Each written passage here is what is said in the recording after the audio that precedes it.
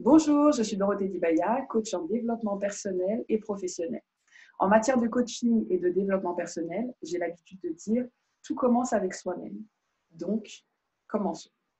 La vidéo du jour porte sur la charge raciale. Donc, dans un premier temps, je vais vous définir ce qu'est la charge raciale et dans un deuxième temps, je vous donnerai quelques astuces pour lutter contre cette charge raciale. La charge raciale, c'est le symbole des personnes racisées, fatiguées d'être constamment ramenées à des questions relatives à leur couleur de peau. Cette charge, elle se manifeste par un poids psychique et émotionnel qui va vous amener à des sentiments de frustration, de tristesse et de colère. Cette charge raciale, elle sévit dans toutes les sphères et dans tous les domaines de votre vie, que ce soit la vie sociale, familiale, conjugale et professionnelle.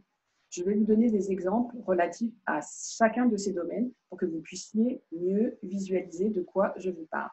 Dans le domaine de la vie sociale, ça peut être des personnes qui, dès lors que vous allez faire connaissance avec eux, par exemple, vous allez boire un coup avec des amis qui vous présentent d'autres amis, ils vont vous dire immédiatement « t'es de quelle origine ?» par exemple. Ou des personnes qui vont vouloir spontanément plonger la main dans vos cheveux pour en apprécier la texture. Ou qui vont vous dire « tes cheveux, oh c'est original ta coiffure, tes cheveux sont spéciaux ». Je vous donnerai les répliques tout à l'heure. Dans le domaine de la vie professionnelle, ça peut être le même genre de questions sur vos origines, ce genre de questions qu'on peut vous poser même dès l'entretien d'embauche. Ça peut être aussi des collègues de travail qui vont vous faire passer un quasi-interrogatoire pour essayer de décortiquer votre CV parce qu'au fond d'eux-mêmes, ils sont fort étonnés de vous voir travailler au même niveau qu'eux. Ça peut être des partenaires lors d'une réunion collégiale avec des instances extérieures, des partenaires qui vont s'étonner de savoir que vous n'êtes pas l'assistante de monsieur ou madame Untel, mais que vous êtes un cadre. Dans le domaine de la vie conjugale, ça peut être votre conjoint qui va vous demander de vous défriser les cheveux, par exemple, qui va vous faire des réflexions sur le fait que s'il sortait avec une femme ou un homme, hein, si vous êtes un homme qui a regardé cette vidéo, d'une autre origine, eh bien cette personne serait beaucoup plus docile, beaucoup moins agressive, pour reprendre certains clichés, ou qu'il n'aurait pas certains problèmes relationnels avec la belle famille. Tout ça, ce sont des clichés qui peuvent concerner toutes les communautés dites racisées, que ce soit les personnes de couleur de peau noire et d'origine africaine, les personnes d'origine africaine maghrébine, les personnes asiatiques, les personnes indiennes. Voilà le genre de réflexion que vous pouvez avoir, y compris au sein de votre couple, qu'il s'agisse d'un couple mixte ou non. Ensuite, dans le domaine de la vie scolaire, puisqu'on va aussi s'intéresser aux jeunes, ça peut être exactement le même genre de réflexion. Ça veut dire, par exemple, que vos camarades de classe, je me rappelle l'époque du collège et du lycée, à la rentrée des vacances d'hiver, les vacances dites de sport d'hiver, chaque nouveau camarade va se croire être le plus grand des humoristes lorsqu'il va vous faire remarquer que « Ah, mais toi, Dorothée, on ne sait pas si tu es allée au ski ou pas parce qu'on ne voit pas la différence entre quand tu es bronzée et quand tu ne l'es pas. » Voilà tout ce genre de comportement qui contribue au poids de la charge raciale. Maintenant, si on doit parler de la vie sociale avec un grand S, c'est-à-dire la vie en société, les médias contribuent grandement à cette charge raciale par le manque de visibilité accordée aux populations racisées dans les médias et par la visibilité grandement stéréotypée, négative et caricaturale que nous renvoient les médias. Le constat étant posé, comment, à titre individuel, lutter contre le poids de cette charge raciale? Tout d'abord, la chose que vous pouvez faire, c'est répliquer. Répliquer non pas pour insulter, mais répliquer pour vous affirmer. À quelqu'un qui va vous dire, par exemple, « Oh, tes cheveux sont originaux, je peux toucher ?» Il faut lui dire clairement, « Non, mes cheveux ne sont pas originaux. Leur texture est crépue, cela n'a rien d'original, c'est très répandu, et ma coiffure n'a rien d'original, ça s'appelle un afro. » Effectivement, en faisant ce genre de réponse, vous allez passer pour le killjoy. Killjoy, je rigole parce que c'est une expression que m'a récemment évoquée mon amie Yolanda pour parler de ce genre de situation. Et moi, j'appelle ce killjoy le gars de sauce. Et donc, parfois, il faut savourer et apprécier le fait d'être le ou la gars de sauce qui va recadrer quelqu'un et le remettre à sa place pour lui faire remarquer que ses propos sont inadaptés, déplacés ou tout simplement pas drôles du tout.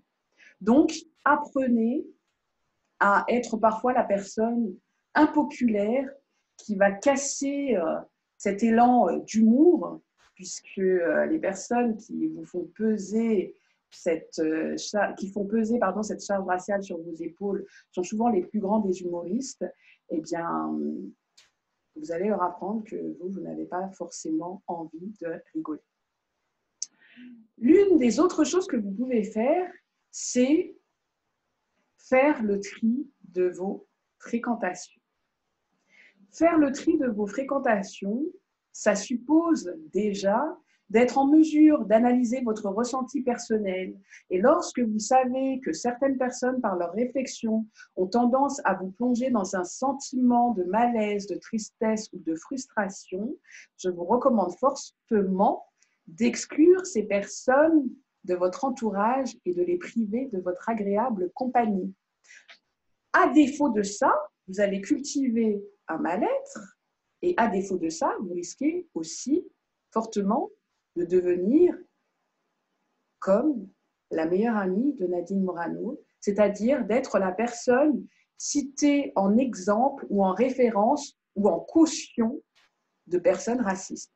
Ah, mais si, j'ai bien le droit de toucher les cheveux des personnes noires parce que mon amie Dorothée, elle m'a dit que ça ne la dérangeait pas.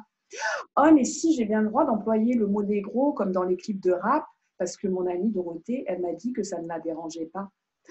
Oh, mais j'ai bien le droit d'employer des hashtags comme le hashtag Négrophile for Life parce que je m'appelle Vincent Cassel et que j'ai des amis noirs et arabes qui sont rappeurs et que ça ne les dérange pas. Excusez-moi, on m'appelle.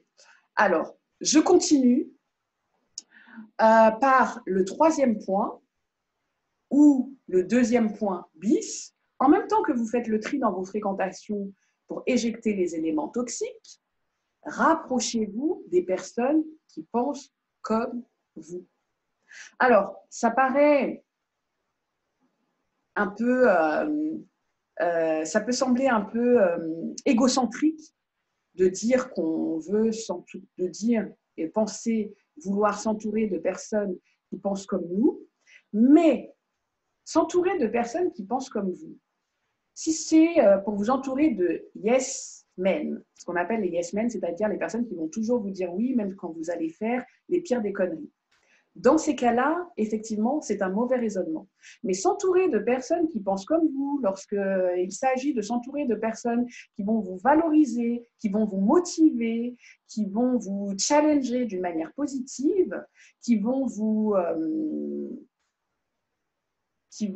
entretenir dans un sentiment de sororité, de fraternité et de soutien, dans ces cas-là, c'est quelque chose de tout à fait positif.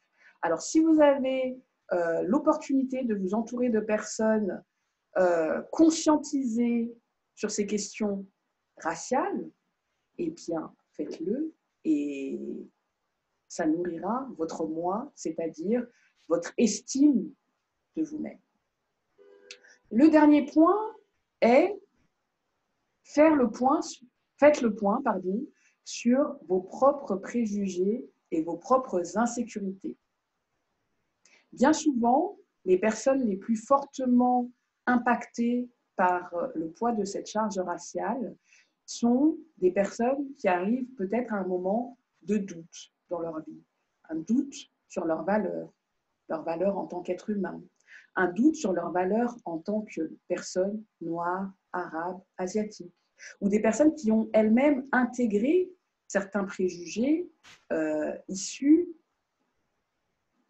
de l'histoire du racisme, puisque le racisme, on le sait tous, a été inventé par les personnes blanches pour justifier de leur comportement hautement criminel envers les personnes noires. On parle d'esclavage, on parle de colonisation. Le racisme intervient au soutien de ce type de comportement et d'idéologie. Du coup, j'en reviens à mon dernier point qui est de faire le point sur vos propres préjugés et insécurités, dont le corollaire est ayez conscience de votre propre valeur, c'est-à-dire votre valeur en tant qu'être humain et votre valeur en tant que personne racisée. Votre valeur est égale à la valeur de n'importe quel autre être humain. Une petite anecdote, lorsque j'étais un peu plus jeune, à un moment donné, j'ai fréquenté une personne qui un jour m'a dit « Mais Dorothée, toi, tu ne te prends vraiment pas pour n'importe qui. » Et moi, je lui ai dit « Mais bien entendu que je ne me prends pas pour n'importe qui. J'ai une haute idée de moi-même. Et j'espère que vous aussi. Et j'espère que vous aussi, vous avez une haute idée de moi-même. Et de vous-même surtout. J'ai une haute idée de moi-même. Et oui, je me considère comme quelqu'un d'extraordinaire, de fantastique, d'appréciable, d'aimable, quelqu'un de formidable.